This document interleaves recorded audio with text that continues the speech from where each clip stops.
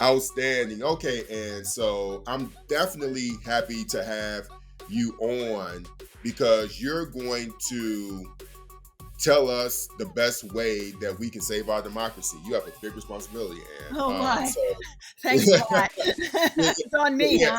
huh?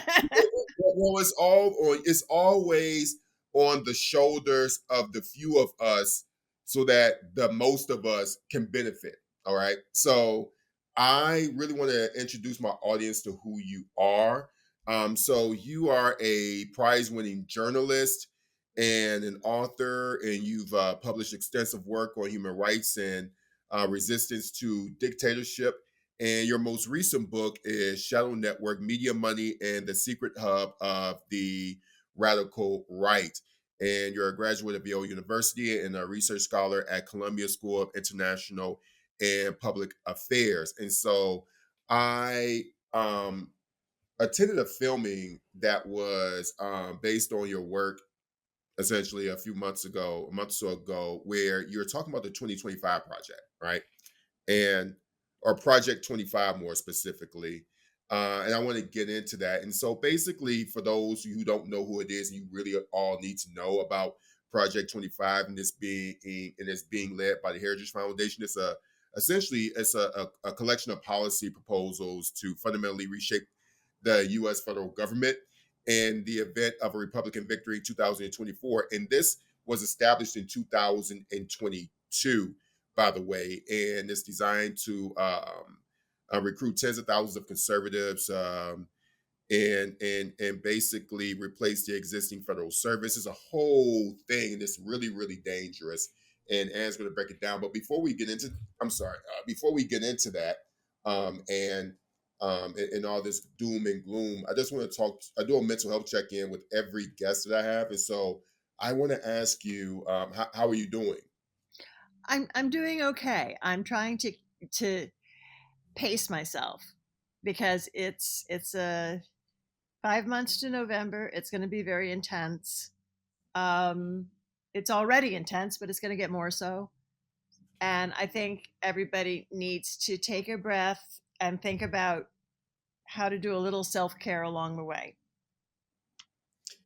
Yeah, I don't. I think especially for people whose job is to think all the time, Mm, they don't do a lot of self care. And I think it's a badge of honor for people who feel like they just have to sacrifice, sacrifice, sacrifice, and give themselves to where they have nothing left. And I just think that's literal suicide without using a weapon to yourself. It's just, um, it doesn't make sense. And I always, there was a friend of mine who said that thinkers and creatives, they spend so much time exercising their minds, but they don't exercise their bodies, yeah.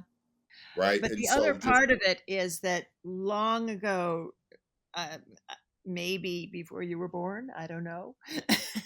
I was a war correspondent in El Salvador and Guatemala and lived under fire. And I observed how a lot of times when you're in a crisis, the adrenaline is constant, right? And it creates a kind of fight or flight response in your body that tightens up your muscles and it interferes with your sleep. And even when you're in a political ongoing crisis like we have in the United States, there's an adrenaline factor. And so you're right. I mean, for me, I was just given the privilege of swimming some laps in California, right? And just stretching, breathing, and looking up at the sky just for an hour, right? You need to do it to have the stamina to do your work. you do. And I am always thinking of something to do, whether it's going to the gym, whether it's just taking a walk, whether it's yoga or something, because there's so much pain in the world, and especially here in America. Well, I'm saying here in America, and I'm actually in Ukraine, but as Americans, we are often the audience that receives all of the pain in the world. And for legitimate reasons, we're asked to, hey, feel some type of way, respond to it, and fight back. And so I know of somebody that cares about Ukraine and say Palestine, for example. Um, there are two conflicting issues that I care about. Um, but because the players are so different and the harm doers are so different, there are clashes. And sometimes I just take a break from social media. Yeah, And absolutely. because it's just too much for me to bear and I just can't deal with it. So I definitely get what you're saying. But I really want to get into um, definitely want to get into Project 2025. And I know a lot of people have been hearing a lot about Project 25, which is being springboarded by the Heritage Foundation, which is a very conservative think tank in Washington, D.C. And so you can get into it and in more detail because your work focuses on it. And so, it's pretty much a project that envisions widespread changes across the entire government, and particularly economic and social policies and the role of federal government and its agencies. And this project proposes to slash funding to the Department of Justice, in dismantling the FBI and the Department of Homeland Security, and reducing environmental and climate change regulations, and basically favoring things like fossil fuel production, and eliminating the Department of Congress, and ending independent in various federal agencies such as the Federal Communications Commission and the Federal Trade Commission. And it institutes to seek massive tax cuts through its writers excuse me I'm reading through its writers, this though the writers disagree on the wisdom of the protectionism, essentially. But here's the thing: this is just a flat out fascist um manifesto, and we know what Donald Trump would do with this if he's elected. But as you've noted in your work, it doesn't matter if Donald Trump is elected or not. As long as a Republican wins the White House, then this project can be enacted, whether it be 2025 or beyond. So, can you just really break down from your own research and your own extensive work into this, what Project 25 really means, and how is it going to impact all of us? Yeah. So this is a project that has actually been initiated some 40 years ago. And every election cycle, they kind of develop it and it evolves and they present it to the Republican candidates. But with Trump, they they they had enormous success in 2016 in enacting, they say, over half of their recommendations. So he was a real activist in it. And so now they're going farther and asking for more. So Trump is very much, well, but these organizations, and there are over 100 organizations that support Project 2025, and they de facto control the Republican Party. There is now no doubt about that they are the Republican Party. And you can see that because they have purged moderate Republicans like Jeff Flake. They've purged Republicans who want to work in any way with Democrats, right? And booted them out of office themselves. So it's a very doctrinaire branch of the Republican Party that controls it. Now, something that everybody needs to recognize is that the Republican National Committee just announced that for the Republican convention, their leadership has three men who have been just named.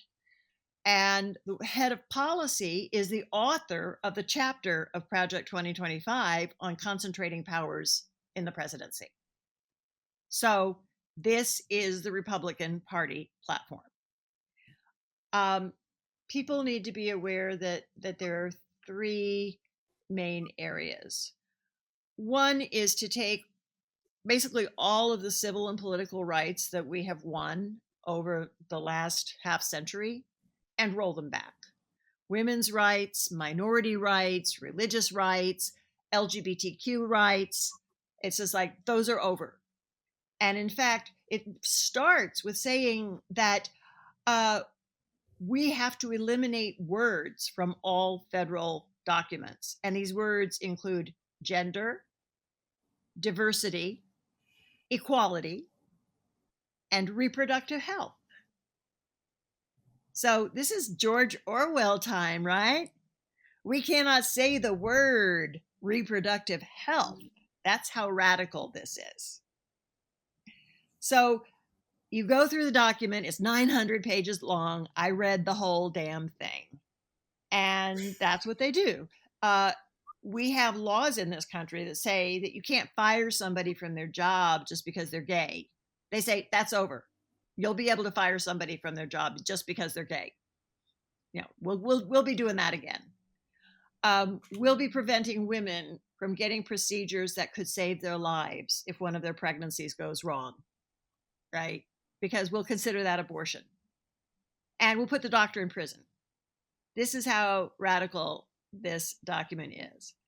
But how do you maintain that level of control of a population that doesn't want these things, right? I mean, most of the American public and the electorate believe in equal rights and advancing the rights of its citizens. So, how do you enforce that? Well, you build an authoritarian government structure. And that's where the aspects you're talking about come in. So, right now, as part of this larger project, they are recruiting and training militants from their movement across the country so that if and when the Republican administration takes office, they immediately fire 40 to 50,000 public civil servants. And these are career civil servants who serve Republican and Democratic administrations. They do their jobs, they protect the public in various ways, they serve our interests. They get fired and they're replaced by ideologues who follow the bidding of the movement. So that goes in every federal agency that still exists. However, a lot of what Project 2025 does is talk about what they want to shut down. The Department of Education, which tries to improve our public schools, shut it down. The Environmental Protection Agency, which protects clean air and clean water, shut it down. The Department of Commerce, it goes on, so that you have a government where you have the president as the dictator controlling every aspect of the government, and you also put the Department of Justice and the FBI directly under the White House so they can't investigate corruption or malfeasance. They're under his control as well. So we know, those of us who've lived under dictatorships know what that feels like. Once this government is in place, your freedom is gone. You can't change it. You can't vote it out of office, right? It's like Putin. It goes on forever and he does as he likes. And if you protest, your fate is unkind. So it's a radical, radical document. But the thing is, it's so weedy and it's 900 pages of verbiage that most people are not going to read it. That's why they have to know what's in it. Yeah, and that's the scary part. Most people will never read this document, and in fact, I've just begun to go into it myself. And one of the things about it that is particularly scary, there are a couple things. Just the massive size of it. Yeah. I'll never forget. And you can relate to this being a journalist yourself. I don't know if you started off covering City Hall or anything like that. I did that, and I'll never forget this group of activists. They were actually trying to educate the local population on some of the deregulatory type of policies that local energy companies were trying to they were lobbying to try to get like the city council people to buy into their deregulatory policies that would make it easier for them to pollute, basically, right?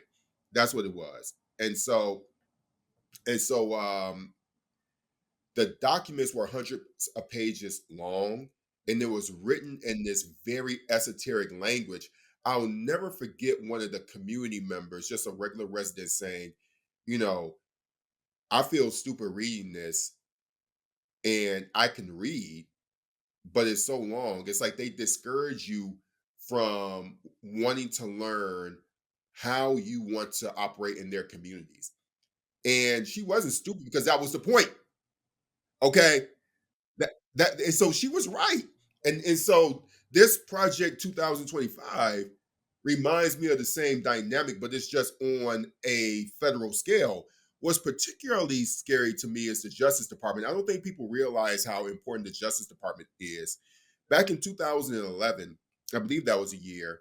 Basically, there was a Supreme Court ruling that pretty much said that states, primarily southern states, did not have to go to the Justice Department to get permission to change their electoral laws locally. I know you remember that. But basically, what happens is that you have states like Georgia, for example, that can pass laws to say that you can't serve water to people who are waiting in line and these types of things, right? But all these things were done because these state governments no longer had to seek permission from the Department of Justice because of a Supreme Court ruling, and those rulings were done by judges that were appointed by George W. Bush. So this Okay. whole effort, as I said, I mean, my book Shadow Network talks about this 40-year effort that basically began around 1980, where these organizations consolidated and just drew up this game plan. And the thing about them is that they have a lot of patience and they're very strategic. So what you're seeing now is just, the poison flower of seeds that were planted a long time ago. And they have, well, the other important thing about Project 2025 is that when Trump was elected in 2016, it was amateur hour. He goes into the White House. He doesn't know anybody in Washington, so he appoints his relatives and Steve Bannon to the key positions, right? And they don't know what they're doing. They don't know how to get things through the bureaucracy. So this time, Project 2025, the chapters are written by people who were inside the bureaucracies and know where the roadblocks are and how to overcome them, right? So it's much more of an actionable document. So I mean, and as I wrote a Cliff Notes version of Project 2025 that's much shorter. It's on the Washington Spectator. The plot about against America, and I ended it by saying this is not a threat; it's a promise. This is what they're running on, except if the average voter knew what was in this document, there's something that would hurt every family and every community in this country. What bothers me about this even more is that when you covering national politics and going from state to state as a national reporter. I covered 2016, 2020, just going state to state, working for different publications.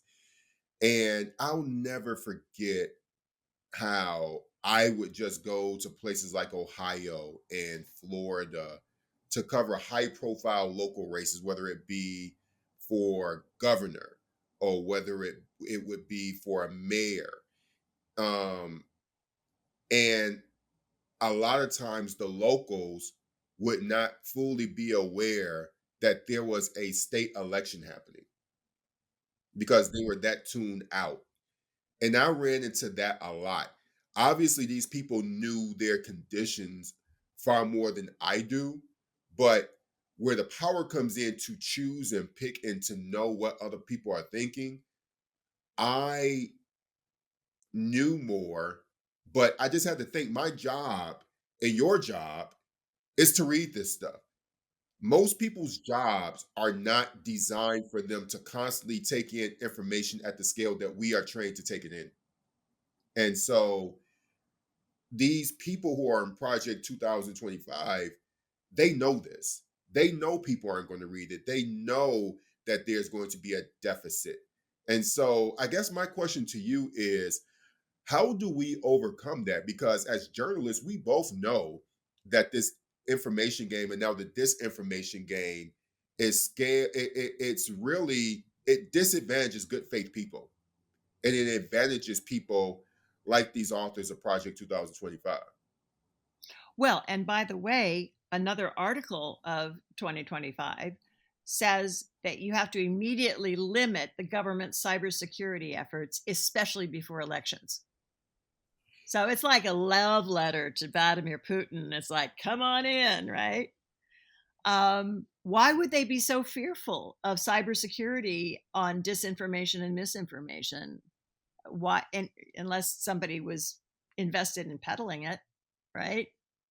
So, yeah, I do feel that a lot of Americans don't understand journalism very well, and that not all journalism is created equal, because a lot of, if you're just trying to sell newspapers or trying to get eyeballs on television, then you just do whatever's the most sensationalist and what everybody's already thinking about. And it's people, like us, who do the more long form and the more sustained journalism, where you say, wait a minute, we need to turn over this rock, we need to see what's underneath here and how it affects us. And initially, people don't always want to hear it, but if we do our homework well enough, it can filter into the culture. I just went on Twitter, and I just tweeted like 6 things in Project 2025 that people don't know about, right? Yeah, your gay friend can get fired for being gay once they take power. Yeah, that's uh, you know they're going to withdraw from the Paris Climate Accords, and so they're going to withdraw from everything that has a prayer of helping our climate crisis, and they're going to use that to support greater fossil fuel profits and destruction. That is in the document, stated in so many words. And we know young people, and we know that young voters care about the environment. But we also know that they're not reading this and seeing what they could be supporting by either voting for it or not voting. You want to tell you the biggest irony of all this is that even Democrats are bad on number one. I think that conservatives and MAGA, they may be maniacs and then they may be fascists in all these things, but they're very good with messaging. Oh yeah, they're Democrats scary smart. and Democrats suck at messaging and talking about the disinformation component and breaking down things on social media in biteable, digestible ways. There are many Democrats that want to shut down TikTok, which doesn't make a lot of sense to me for a wide range of reasons. But and so even if there are legitimate reasons, like places like TikTok are one of the few places where people can get good information in digestible ways. And like you said, all media isn't created equal. It's not about the platform, it's the person who's providing the information, right? And so and so I just find that there are just so many ways in which Democrats could do a better job of combating this. And we'll talk about this towards the end, but they aren't. I want to get into the foreign policy part of this too as well, because in this explainer that you have on the Washington Spectator, you talk about the one on the State Department. That's one I particularly care about because I focus on foreign policy. And you say in the breakdown from President, the chapter on the State Department calls for a preemptive mass disruption of the diplomatic corps and the immediate installation of loyalists in place of career diplomats without regard for security clearances and other. That's that's an important thing. Without regard for security clearances and other protocols, which is the epitome of diplomacy. Okay, this is a Yeah. recipe and this is a recipe for chaos, as you noted. And the chapter also calls for a freeze on international treaties and disbursements, etc. And you quote from the document, reboot ambassadors worldwide. All ambassadors are required to submit letters of resignation at the start of the new administration, which tends to be typical, regardless of whether it's Democrats or Republicans. Previous Republican administrations have accepted the resignations of only the political ambassador and allowed the foreign service ambassadors to remain in their posts, sometimes for months or years until a new administration, which is how it's supposed to be. Because if you're a career person, it's based on your seniority within the State Department, and it's supposed to be based on your qualifications, your expertise, your experience, based on the country that you're in. So yeah, of course they're going to allow those foreign service ambassadors to retain their posts because it's supposed to be based on qualifications. Let me continue. The next administration must go further, per the document. It should only accept the resignation of all political ambassadors.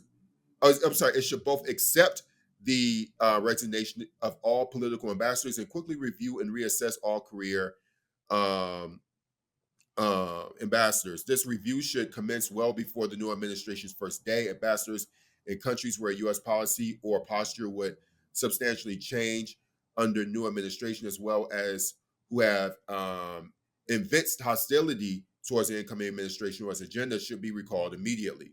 The priority should be put in place for new ambassadors who support the president's agenda among political appointees, foreign service officers, civil servants, personnel, with no predetermined percentage among these categories. So basically, what you're trying to do, you're basically shutting down the State Department, and as opposed to making this a department where people can get seniority, they can retire after 20 years, you're turning it into a political entity, a political entity that's connected to the solely connected to the White House, as opposed to developing professional diplomats.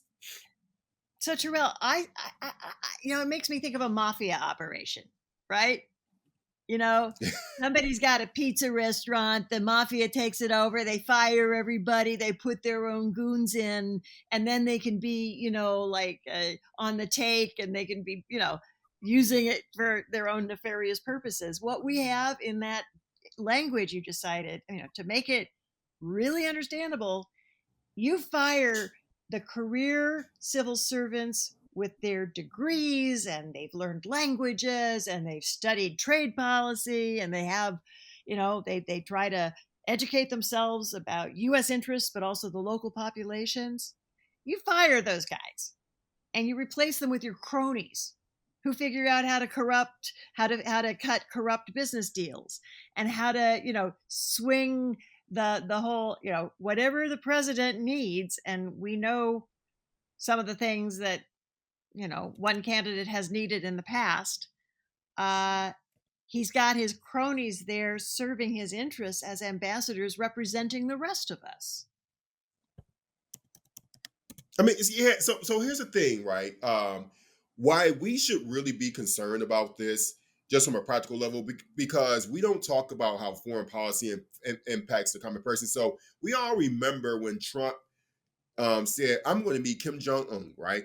I am going to meet the leader of North Korea because he wants to show that, hey, I can make a deal. Now, people back then tried to compare it to when Obama said that I would be willing to sit down with the Iranian leadership. And by the way, Iranian leadership in politics is a lot more complex than people would like to acknowledge, but that's a whole nother story. But at any rate, with Kim Jong Un, there was nothing that came out of that meeting with Kim Jong Un. It was just a show. All right. And another thing was that another thing that's really terrifying is that Trump does not have any policy views about foreign affairs. He has zero. The only thing he could say is that in the case of Ukraine, where I am right now, if Putin would never have invaded Ukraine when if I were president, which is just a preposterous, preposterous thing to say. But another thing too is that it takes years to build people who are very skilled and talented with languages. It's pretty much it's a career investment that goes over multiple years. And could you imagine if if the ambassador to Saudi Arabia, for example, or the ambassador to countries on the continent of Africa were just filled with people who are oil executives or people who are bankers, they wouldn't be doing anything to help build and establish our relationships with these countries. They would be filling their own coffers. It would just be Jared Kushner's on steroids. They would just take their kleptocracy of taking from the government and making it global. Well, and again, anybody who wants to pay attention can see that the pattern has been in place for a while. When Trump talks about Russia, it's all about my hotel in Russia, right? When Jared Kushner talks about Gaza, he says it could be a nice beachfront property, right? Too bad about the Palestinians because they're not going to be in those hotels, right? When Ivanka Trump has relationships in China, it's so that she can build her fashion brand with Chinese sweatshops. That's how they roll. I mean, it's been very heavily documented for anybody who wants to look. And if you talk about U.S. interests, those don't really come up very often, right? We don't even hear about them in terms of their foreign policy. It's not of interest to them. It's the family business. We are the family business. That's how they see it. And again, wading through the 900 pages of Project 2025, that is what is embedded in this language. The most important, I think, something that will really drive home to a lot of us is that the diplomatic core of the U.S. government is the State Department, and it is the brand. It is the part of our government that is supposed to establish diplomacy in place of military. And by the way, if you compare the military budget or the Pentagon budget to the State Department budget, this is the the Pentagon budget is here, and the budget for the State Department is this little tiny fraction of it. And so, if I were someone who was a voter and I don't want my child to go to some unnecessary war, because we already have these conversations about we don't want our children going to fight unnecessary wars, and both Democrats and Republicans are guilty of policies that create unnecessary wars. This would take it to a whole nother level. 2025, a whole nother level, because you're going to be dealing with people who are demagogues and people who just are off the cuff and forget about diplomacy. There's not a diplomatic bone in Trump's body. And so everything that he's talking about with police violence here, that would just seep into our foreign policy. It would be a very aggressive, very menacing, and very threatening attitude that would be going towards our that would be directed towards our adversaries, and you will be creating more and more enemies. And if you don't think that foreign policy will impact you now, if Trump gets into office and this in 2025 is enacted, oh, we're going to see some hostility because we're used to being the biggest dogs, in the dog park. But at some point, if you decide that you're going to go along with this very aggressive, very menacing type of foreign policy that Trump is proposing, where you're replacing all the diplomats with these ideologues, then you're going to create a global tension that can potentially be irreversible. Terrell, I think it's already happening because You are certainly the NATO countries are looking at the United States saying, this is supposed to be our ally. And if you look at this language, what kind of ally would the United States be? You look at our major trading partner, Mexico, and the Republicans in Texas are making statements about, well, if we see immigrants trying to come in, we'll just shoot them in the legs. We'll put alligators in the river, to tear them into pieces. What are Mexicans supposed to think about the way we respect their people? If we're making statements like this, which are of a crudeness that the modern world has not heard in this century, right? I mean, what do you mean shoot them in the legs? And obviously, you need border protections. We've got border protections; they can be improved, but you do it lawfully, right? You don't make your country a mockery on the world stage. You don't. But from a foreign policy perspective, this is what this reminds me of. It reminds me of how how dictators and authoritarian folks like say Putin or Viktor Orban in Hungary, or even in Georgia right now, which is across the Black Sea, how they operate. And it has a very similar language to 2025. And first, and I remember because I want you to touch on the film that the film that where the filming where I met you, because this is what I saw in 2025, and it's very similar to authoritarians around the world. They have a strong hold on the church.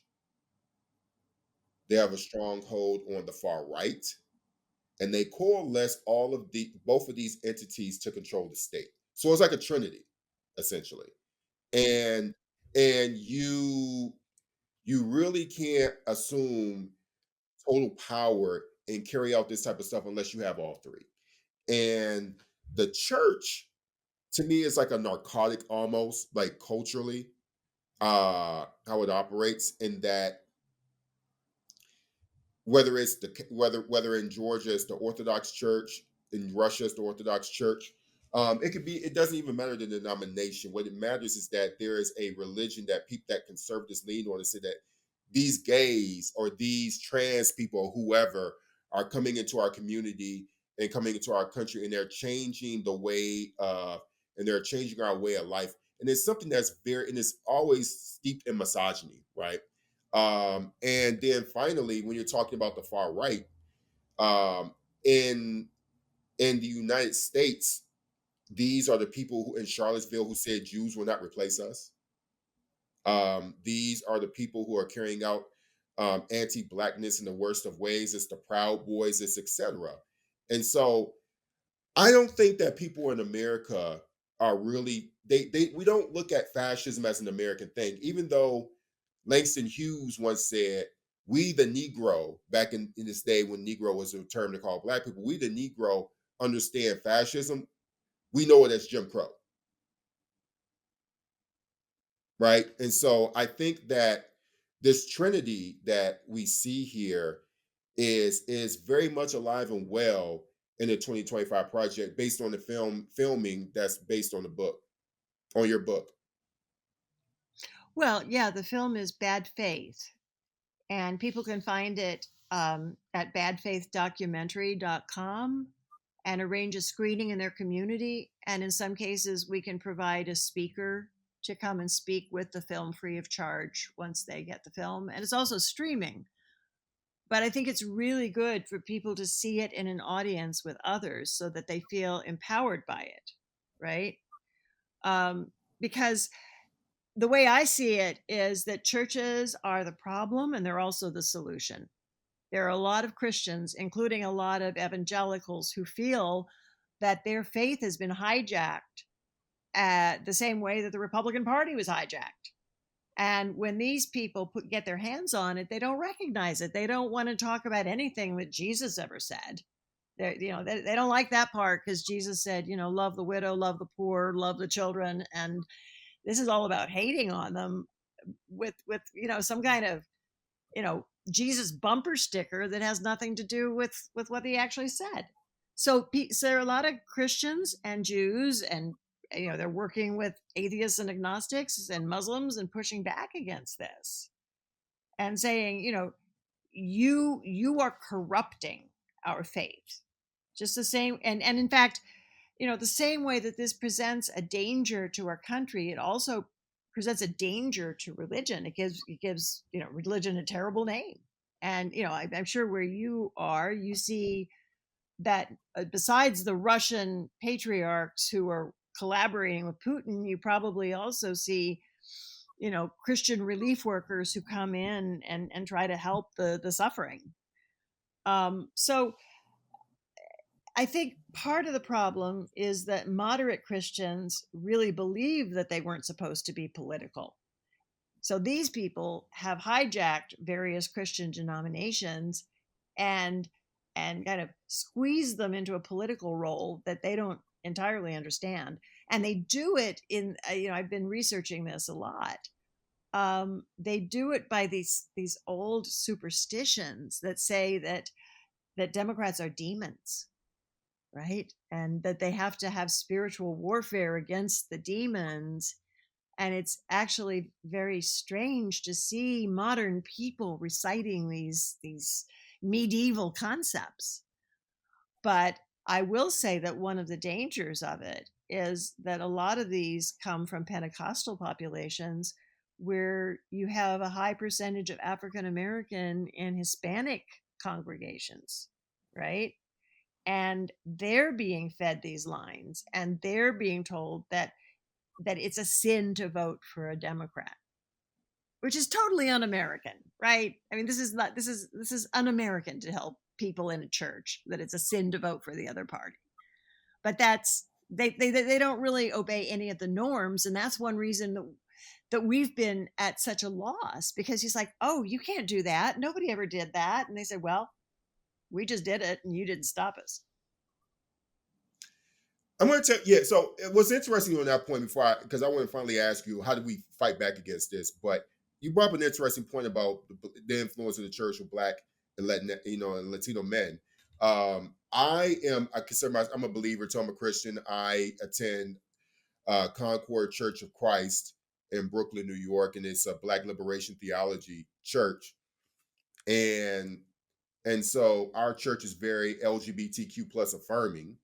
In addition to that, it's in a similar tradition. It's under the tradition of James Cone, who was a Black Liberation Theology scholar and founder, and Jeremiah Wright's church in Chicago. He's now retired. The church where Obama attended, right before he threw his pastor under the bus. But the yeah, I'm still bitter about that. But essentially, there are some churches that push back against this dogma. But the reason why it's so effective is that in our times, it like anti-LGBTQ sentiment is particularly good with Black and Latino men, is because they know that spiritually with us, even though we may not be, following all the tenets of the Bible, who does? First thing. But then also, if you take away our faith, if you say that somebody, like if all the things in society that are against us, the one thing that we have is our manhood. Now, all of this is embedded in hypermasculinity, but it's effective for a lot of people. So when Trump went to this rally in the Bronx, yeah, it was a show, but it was effective because he played into this very misogynistic vigor of a particular group of people who, if they are cultivated properly, they may vote for Trump in some marginal number, but it may be enough to tip the balance against the favor of Joe Biden. Maybe, maybe, but then what you also see is that with the church is that there aren't enough churches that are willing to put their own conservative views about LGBTQ plus people aside in order to deal with the greater consequence of losing our democracy. And so what I think Project 2025 is good with is that they have a coalition, like everybody's on board. It feels like everybody's on board. Whereas with the people on the opposite view, you got all these splintered groups. And as long as they're splintered and they're not united like these people in 2025, that's a good recipe for victory for these far right extremists. Yeah, and I also think that they're very good at creating false dramas. So I grew up Methodist in Oklahoma, and you got the Methodist Church in a period of division, and it's been a pretty progressive church in recent years. But a lot of the conflict is over whether you can have gay pastors and bishops. And you know, let's put my own opinion aside. We've got a situation where Project 2025 and the policy they want to implement would hurt children. It would hurt public health for families. It would hurt women. It would, it hurts people. And I think that we're in this critical moment, like when you're, I mean, better than anyone, when you're under fire, you're not sharpening your pencil, right? No, You're no, dealing with no. a crisis. Yeah. The pencil sharpening can wait. And I think there are a lot of issues where people get into the weeds in these debates, that are internal. And it's like, excuse me, but we're under fire right now. you know, Put your pencil down and let's deal with it, right? So I see that in not just in the churches. I see it in lots of places. Trans bathrooms. I mean, I'm sorry, but this is not an issue that affects people's lives, right? It's a manufactured non-problem whether trans kids use the bathroom. People are not being hurt by this, but they will be hurt by what's in Project 2025. It says that the Centers for Disease Control should not be able to advise that children get vaccinated. So you're going to have kids dying of measles, getting polio, getting diseases that could be prevented by vaccinations, right? Because this is their policy. That's where the kids are getting hurt, not in the school bathroom. Do Democrats have a counter to any of this that we're talking about? Well, there are some very smart people working with the Democrats and trying to push uh, these issues of education and messaging ahead. Um, and it's an uphill battle because I think the party has a lot of people who've been in positions for a long time and they're not very eager to modernize. They Um, need to go. All these people need to go. They're old and they're crusty. And I'm sorry. Like I don't, I'm really annoyed, and my camera just went down. Sorry about to my tripod. And my camera was annoyed too. But no, I'm tired of this Democratic Party that is unwilling. Let me see here. All right. Yeah, I'm tired of this Democratic Party that's unwilling to accept its true base. And I almost feel like many of these people literally have to die in order for us to get progress. I know that sounds very harsh. I know it sounds harsh.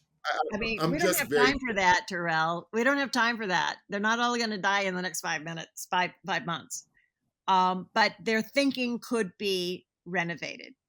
So, for example, I was just in a conversation from people thinking about these things, and the Democratic Party will spend tons of money on, elections that get a lot of attention, right?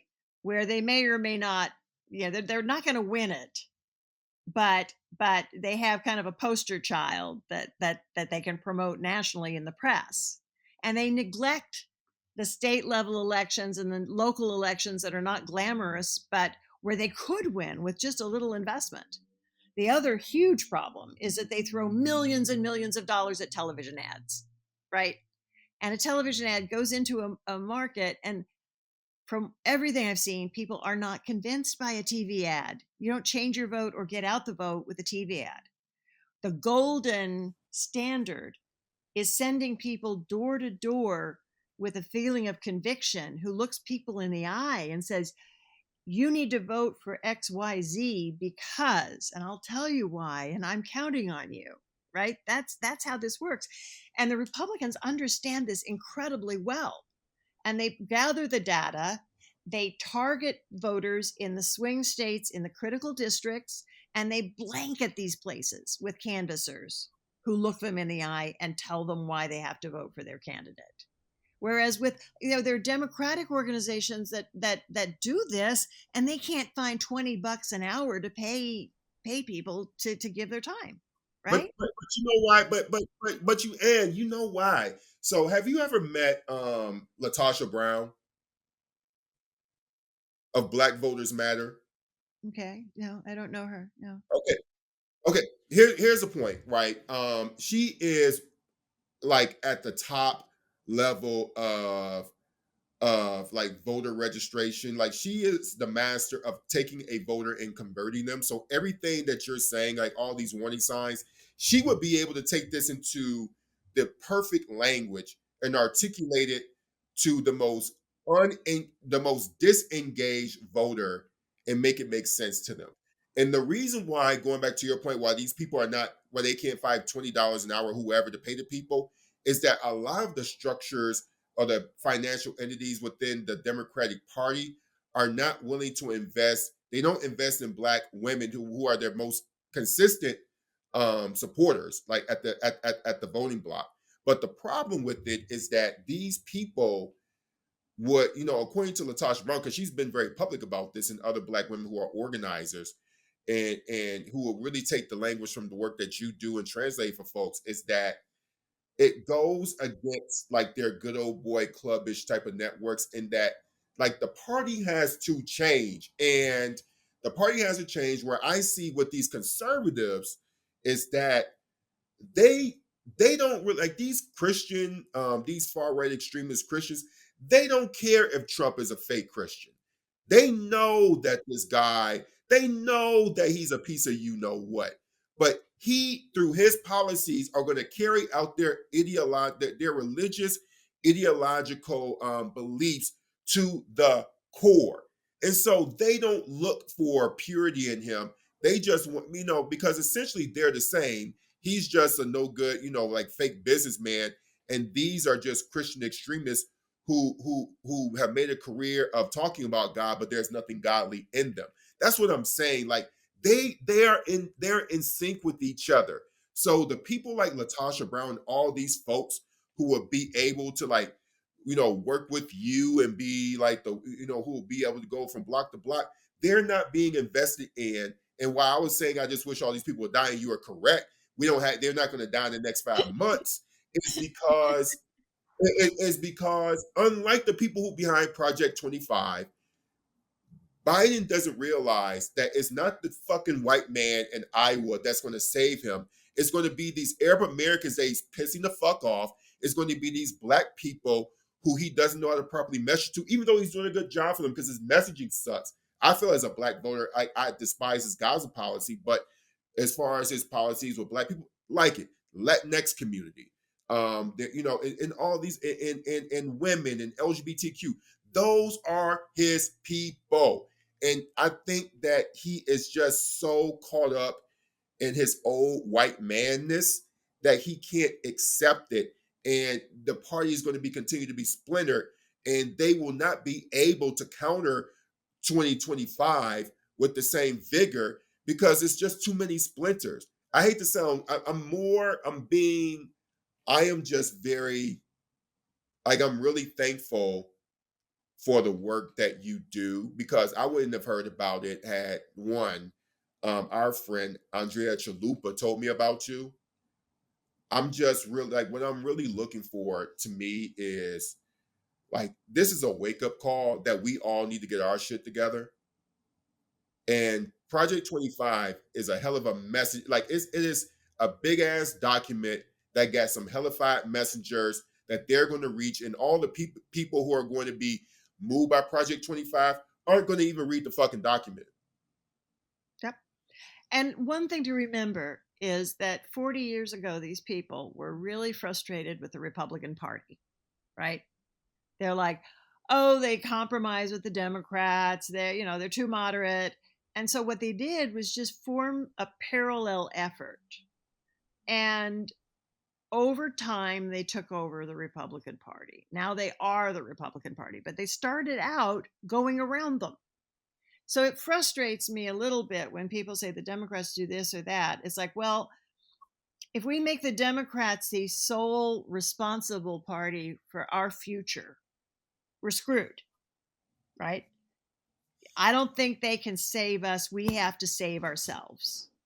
And if that means we have to explain to people, look, they're two old white men and nobody seems, to like either one of them that much, whatever.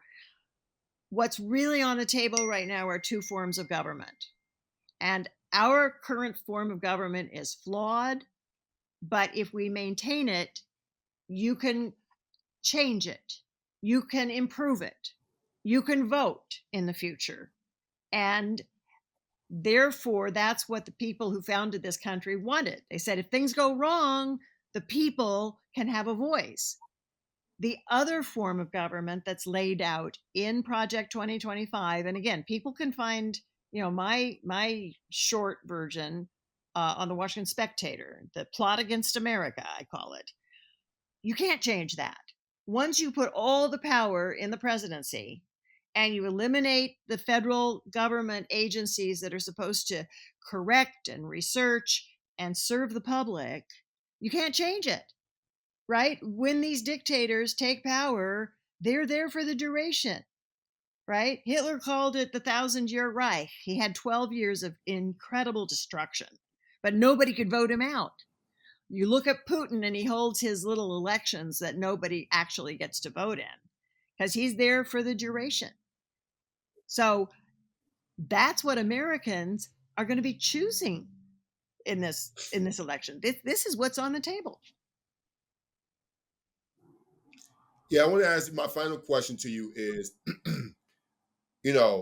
what gives you hope?